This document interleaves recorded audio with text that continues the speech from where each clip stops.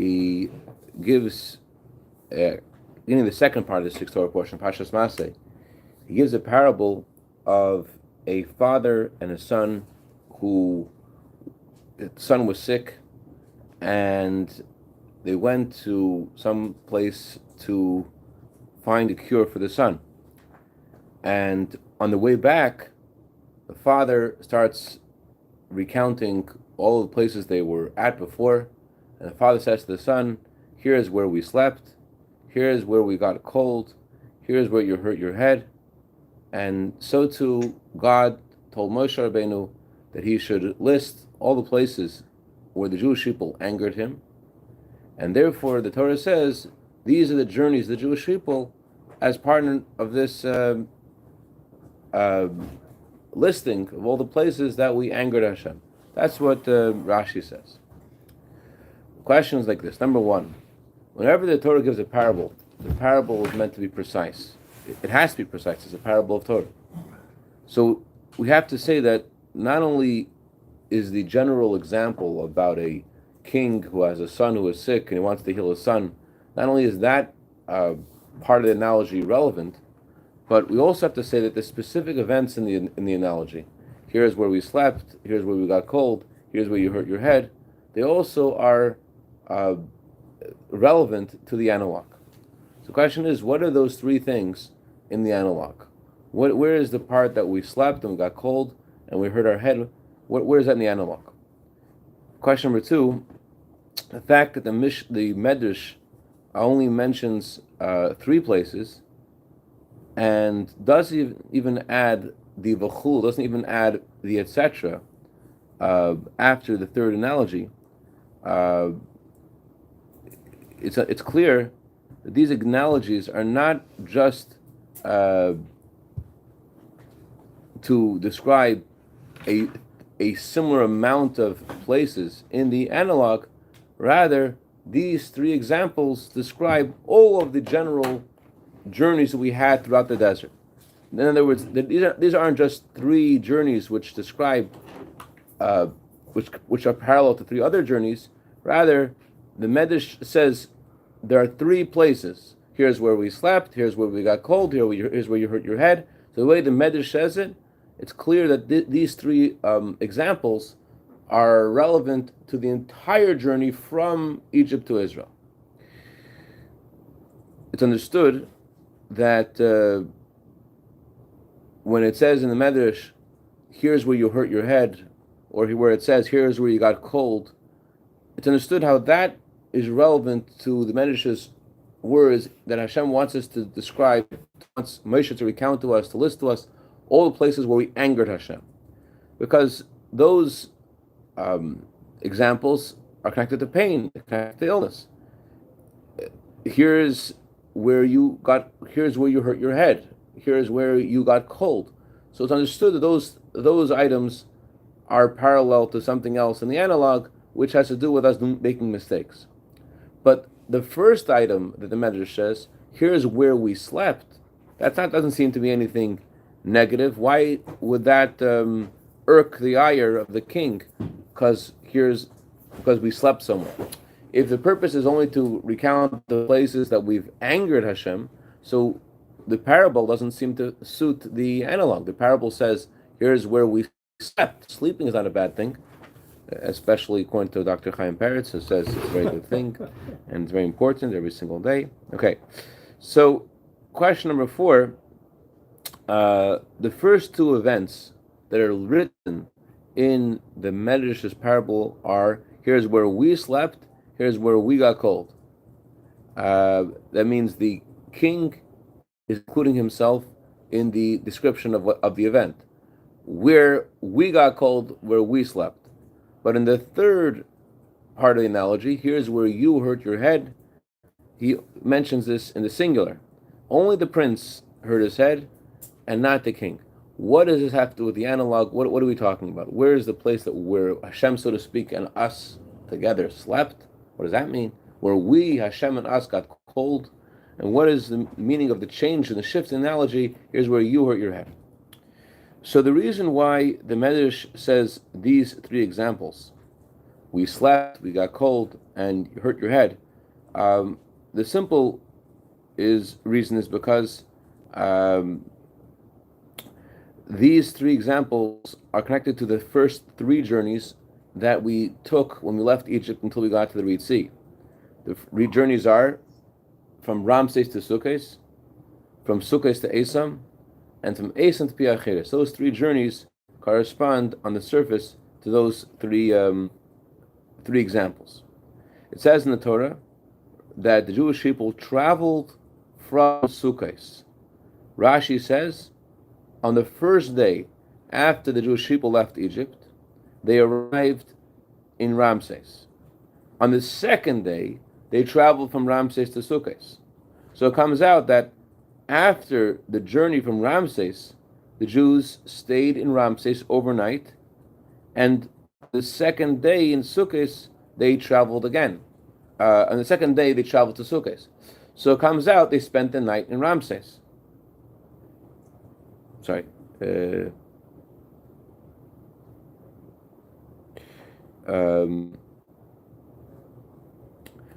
On the first day, they came to Sukkot, and then they spent the night in Sukkot, and then they traveled again from Sukkot on day 2. So day 1, they traveled to Sukkot from Ramses. Now on day 2, they traveled from Sukkot to Asa. So that's why the Medrash says, here's where we slept. We slept in Sukkot. What's unusual in the second journey, the journey from Sukkot to Esam, was, as according to the simple meaning of the Torah, what happened then that was unusual? That's when God sent us the clouds of glory. As the pasuk continues in Parshas Beshalach, and God leads you by day with a cloud. So the Talmud says that the clouds of glory, in addition to having the role of leading us on the journey in which direction we need to go, besides that, they protected us like a sukkah. They protected us from heat, which that role of the clouds of protecting us began when the Jewish people traveled to Sukkot. And that's why the Medrash says, here's where we got cold. That means that the clouds of glory, that's the role of the clouds of glory, not just to guide us on the road, but to protect us from the heat of the sun. So here's where we became cold. Here's where the clouds of glory entered and brought us protection from the sun. How come we didn't need to have clouds of glory? Yonathan's wondering, from Ramses to Sukkot. How come the first journey we didn't need to have those clouds? If it's hot, it's hot. The answer is that from Ramses to Sukkot, it says in the Torah, God says, I lifted you with clouds, with the wings of an eagle. So since there was such a speedy trip to Sukkot, so there's no need for the clouds of glory. But when they traveled the next trip to Esam from Sukkot, they already needed to have the protection from the heat, and that's why the Medrash says, here's where we became cold, here's where the shade of the clouds of glory protected you. What happened in the third journey by Piacheres?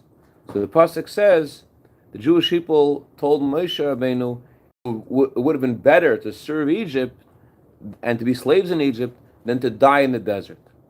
So this was a logical claim that they had against Moshe Rabbeinu, and this is what the Medrash means when it says, here is where you hurt your head. Here is where your head was playing tricks on you. So this is something that we did then, that we complained. So that's the third journey. Chashashtas reishcha, that you were confused, you hurt your head, you messed up. That's parallel to us saying to Moshe Rabbeinu, what are we doing here in the desert when we were presented with the impossible scenario of being in front of the Red Sea and the Egyptians chasing behind us in hot pursuit? So then we said to Moshe, what are we doing here? It would have been better to remain slaves in Egypt than die here in the desert. So that's the third journey.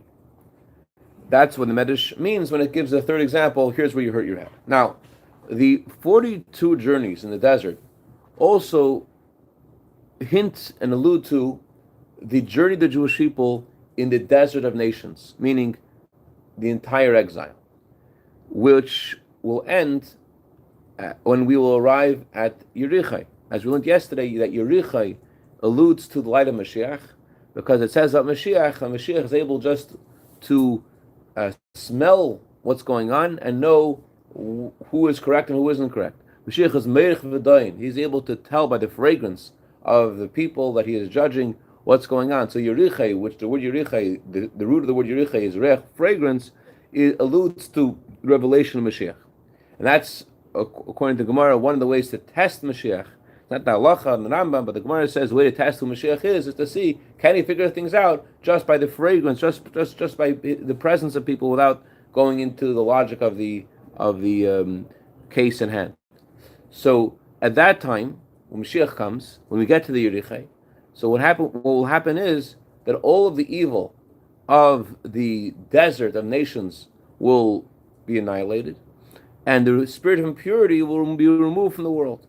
As the Torah says, God will swallow up death forever. So all of the negative in the world will end.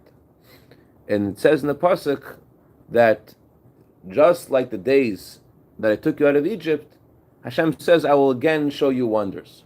So Chassidus explains that the parallel of Egypt to the coming of Mashiach is meant to convey to us that the power to bring Mashiach we received when we left Egypt.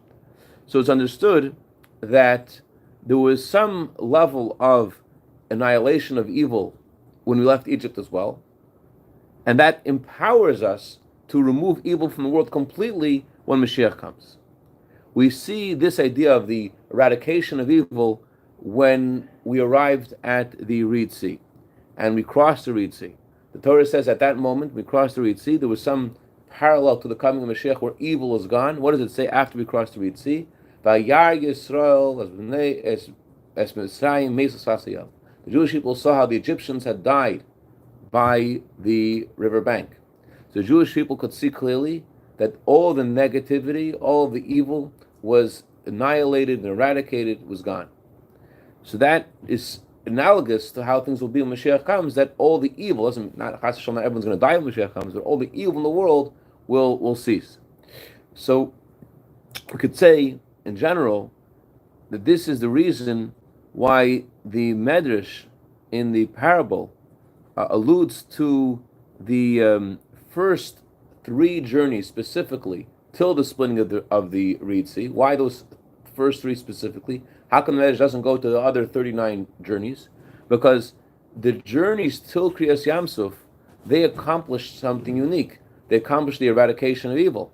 And they are therefore similar to all the journeys we need to take in the exile until Mashiach comes, when Hashem will remove all of evil from the world. When we'll get to the Jericho, when we'll get to the coming of Mashiach.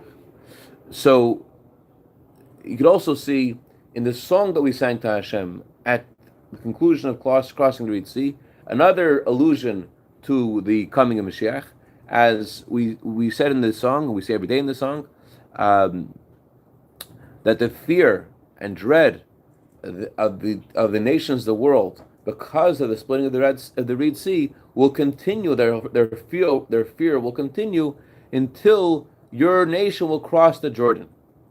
And at the beginning of the song, the words of the Torah are, then Moshe and Jewish people will sing. Will in the future, referring to the resurrection of the dead. So we see again an analogy, a connection between the conclusion of the journey in the desert and the coming of Mashiach and the resurrection of the dead. So there's something about these first three journeys that bring us to the splitting of the Reed Sea, which is analogous to our journeys throughout the exile, bring us to the coming of Mashiach.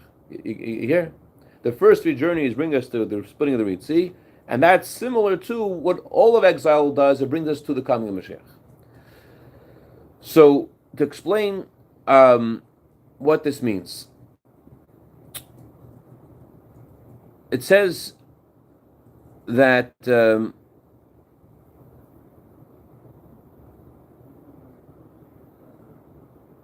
okay, so till now we only explained how the splitting of the Red Sea, how that's analogous to the conclusion of all the journeys. But since the Medrash lists 3 journeys, doesn't only list the splitting of the Red Sea, we must say that in the journeys themselves, before the splitting of the Red Sea, there are very generic events that happen, and that's why these 3 events are reckoned here, they're counted here. Here's where we slept, here's where we got cold, here's where you hurt your head. Those 3 events are analogous to 3 very crucial stages in the exile to arrive at the Red Sea. So to understand what those 3 stages are, we have to look a little deeper in this parable. The Medrash brings this parable on the words, these are the journeys of the Jewish people. And the Medrash actually concludes, after it says the parable, that's why the Torah says, these are the journeys of the Jewish people. So it's clear that with the parable, the Medrash wants to explain why we have to say all these various journeys. It's not understood. Among the 42 stops in the desert, there are many of them which we did not anger Hashem.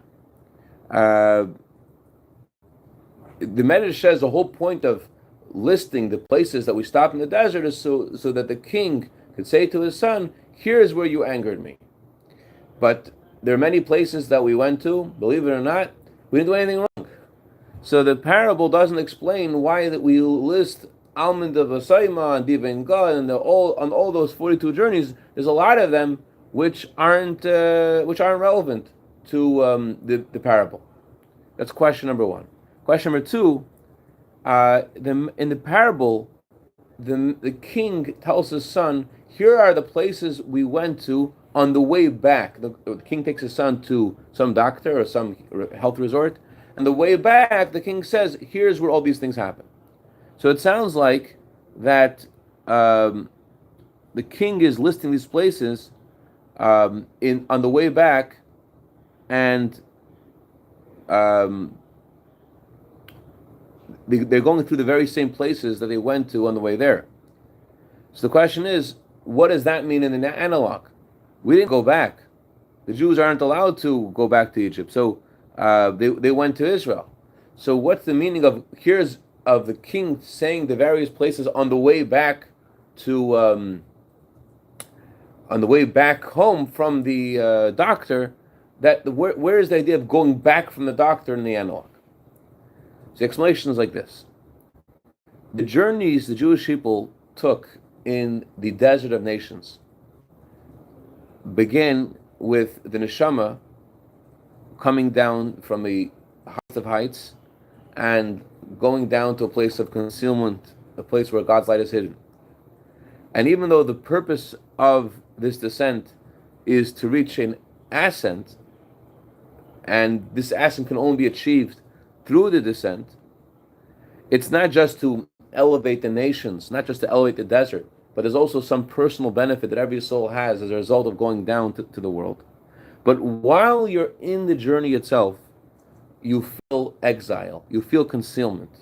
Later there's an elevation, but in the moment of the journey itself, you are in a state of confusion, you're in a state of concealment. So even though the whole purpose of the exile is only for the coming of Mashiach, it's only for the elevation, but still, the exile is in a way that the Jewish people are in a state of descent. It's only that a second thing will happen later, an ascent will happen later, that's something else. So it comes out that during the journeys themselves, we are in a state of desert, in a state of a place where a man cannot live, which the previous Rebbe puts it this way. He says that Tzimtzum, the concealment of godliness, is the opposite of God's desire. Hashem made it, so obviously it's Hashem what Hashem wants, but it's not that Hashem wants it itself. It's just Hashem made something he doesn't want for the sake of a greater good. But the Tzimtzum is Hepach HaRatzon, it's the opposite of God's desire. So that's the meaning of the parable saying we're in places that anger Hashem, not necessarily through the fault of our own. We're just in a place which Hashem is not happy with. It's a greater good, but the place itself is not a place that Hashem enjoys. It's a place that there is a no man can live there. In a place where Chassidus says no man also refers to godliness cannot rest in the desert. That doesn't mention this in this talk, but also Chassidus says a desert is a place where man cannot live, meaning it's a place where the godliness doesn't rest. Godliness can't be revealed there. It's a place of where there is the opposite of desire of Hashem, is a place of tzimtzum. So when is there this state of concealment, confusion? When you're still in the middle of the journey. However, once you come to the elevation at the conclusion of the journey, then you could see the whole point of the exile in the first place. And you could see that the exile is nothing other than part of the elevation. In other words, in the moment, hindsight is 20/20 vision. When you're involved in the journey itself, you don't feel how this is part of the elevation. But looking at it in hindsight, you could see how the journey itself was part of the elevation. And that's the meaning of what the Medrash says in the parable, that on the way back, the king started listing all the places they stopped.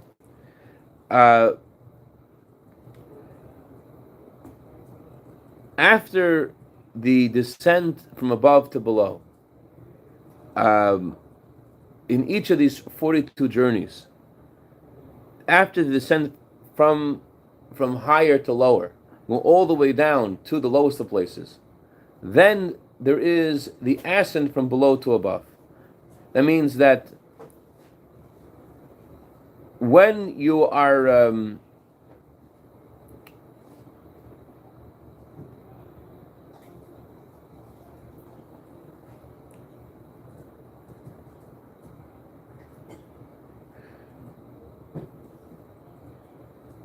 after you concluded the journey, then you could feel how each of these parts of the journey were actually part and parcel of the elevation. While you're in the middle of the descent, while you're in the middle of the tzimtzum, while you're in the middle of the gullus, while you're in the middle of all different events of the gullus, so then you don't feel how this has anything to do with elevation. This has anything to do with the revelation of Hashem. But looking at it in hindsight, after the conclusion of the exile, then you could say, oh, this is great. This is how I got up to the higher level. This is how I got to the higher step.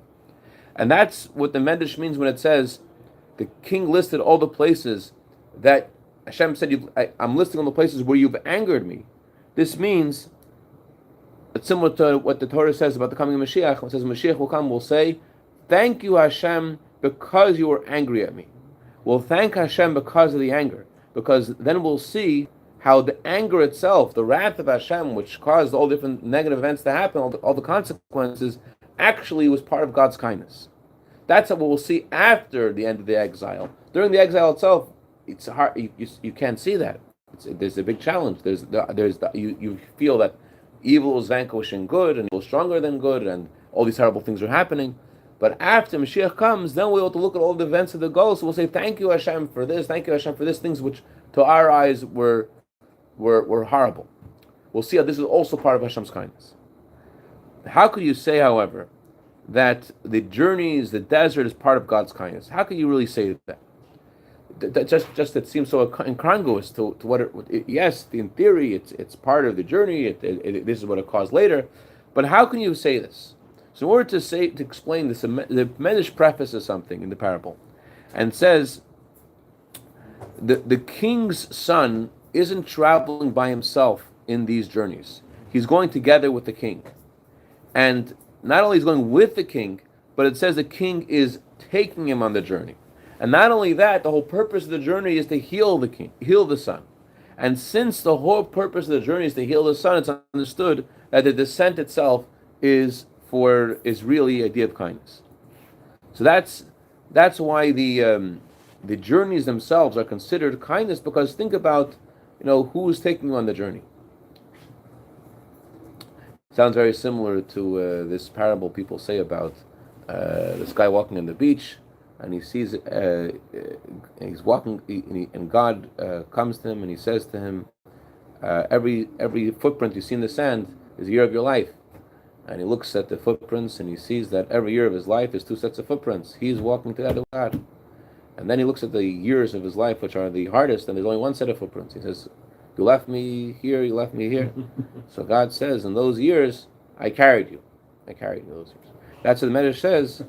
That's not a Jewish source, that parable, but it's probably has a true point to it. Anyways, that's the Medrash says that after we've concluded the exile, we can able to say to Hashem, thank you for being angry at me, and then we'll realize that all the parts of the journey in the first place were for our benefit. Like in the parable, the king is taking his son. He is going with him on the journey. He's taking him on the journey in order to heal the son, to help the son.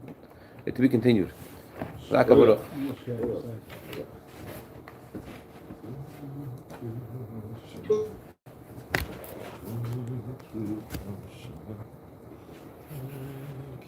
going to say that.